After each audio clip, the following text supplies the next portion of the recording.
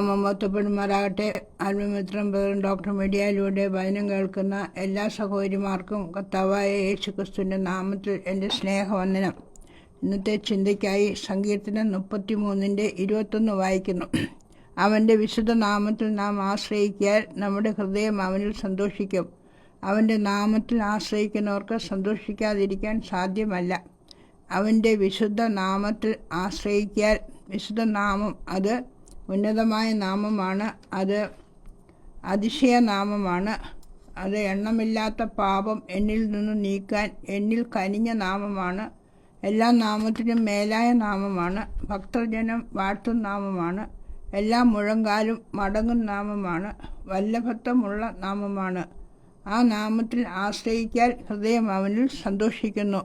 സങ്കീർത്തനം 13:5 ഞാനോ നിന്റെ ദയയിൽ ആശ്രയിക്കുന്നു, എൻ്റെ ഹൃദയം നിന്റെ രക്ഷയിൽ ആനന്ദിക്കും.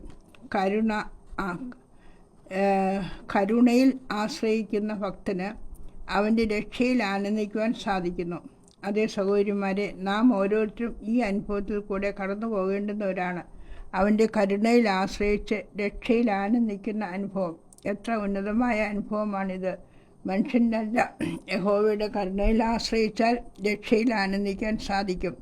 33-ാം സങ്കീർത്തനത്തിലൂടെ ഒരു എത്തിനോട്ടം നടത്തിയാൽ അനുഗ്രഹിക്കപ്പെട്ട ചില ചിന്തകൾ നമുക്ക് ലഭിക്കും. ഇത് ഒരു സ്തുതിഗീതമാണ്. യഹോവയിൽ ഘോഷിച്ചുല്ലസിക്കുക, പുതിയ പാട്ട് പാടുക, സ്തോത്രം ചെയ്യുക, സ്തുതി പാടുക, വാദ്യം വായിക്കുക. കാരണം യഹോവയുടെ വചനം നേരുള്ളത്, പ്രവൃത്തി വിശ്വസ്തതയുള്ളത്. അവൻ നീതിന്യായവും ഇഷ്ടപ്പെടുന്നു. അവൻ്റെ സൃഷ്ടിപ്പിനെക്കുറിച്ച് പറയുന്നു. അവൻ്റെ വചനത്താൽ ആകാശവും അവൻ്റെ വായിലെ ശ്വാസത്താൽ അതിലെ സൈന്യവും ഉളവായി. സമുദ്രത്തിലെ വെള്ളത്തെ കൂമ്പാരമായി കൂട്ടി. അവൻ അരുളി ചെയ്തു, അങ്ങനെ സംഭവിച്ചു. അവൻ കൽപ്പിച്ചു, അങ്ങനെ സ്ഥാപിതമായി. സൃഷ്ടികർത്താവിൻ്റെ മഹത്വം നാം ദർശിക്കുന്നു. എന്നാൽ യഹോവ ദൈവമായിരിക്കുന്ന ജാതിയും അവൻ തനിക്ക് അവകാശമായി തിരഞ്ഞെടുത്ത ജനവും ഭാഗ്യമുള്ളത്. എത്ര വലിയവനായ ദൈവം കേവലം തൻ്റെ സൃഷ്ടിയെ നോക്കി പറയുവാണ്, നീ എൻ്റെ ജാതിയാണ്, നീ എൻ്റെ അവകാശമാണ്. താഴ്ചയിൽ നമ്മെ ഓർത്തവൻ്റെ ദയ എന്നേക്കുമുള്ളത്. ദൈവമക്കളാകുന്ന നമുക്ക് ലഭിച്ച ഭാഗ്യപദവി എത്ര വലിയതാണ്!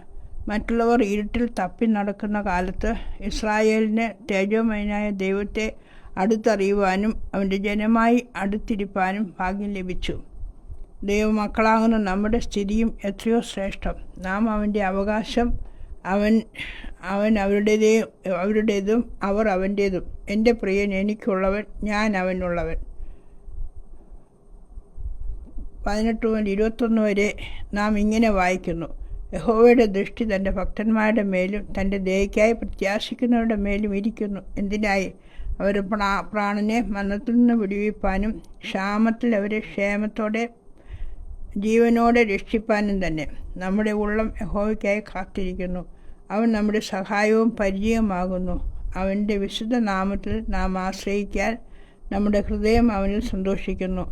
എത്രയോ അനുഗ്രഹിക്കപ്പെട്ട അനുഭവമാണ് ഓരോ ദൈവമക്കൾക്കും ഉള്ളത്.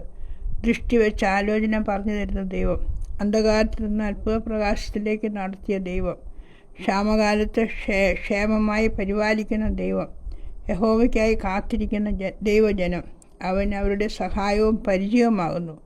ഈ ദൈവത്തിലാണോ നാം ആശ്രയിക്കുന്നത്? അതോ സഹായം നൽകാൻ സാധിക്കാത്ത മനുഷ്യനിലാണോ? ശോധന ചെയ്യാം. യഹോവയിൽ ആശ്രയിക്കുകയും യഹോവ തന്നെ ആശ്രയമായിരിക്കുകയും ചെയ്യുന്ന ജനം ഭാഗ്യമുള്ളവർ. ഈ ദൈവത്തിന് സകലവും മഹത്വവും കരയറ്റിക്കൊണ്ട് ഓരോ ദിവസവും നമുക്ക് ജീവിക്കാം. ഇവനിൽ മാത്രം ആശ്രയിച്ചുകൊണ്ട് നമുക്ക് ജീവിക്കാം.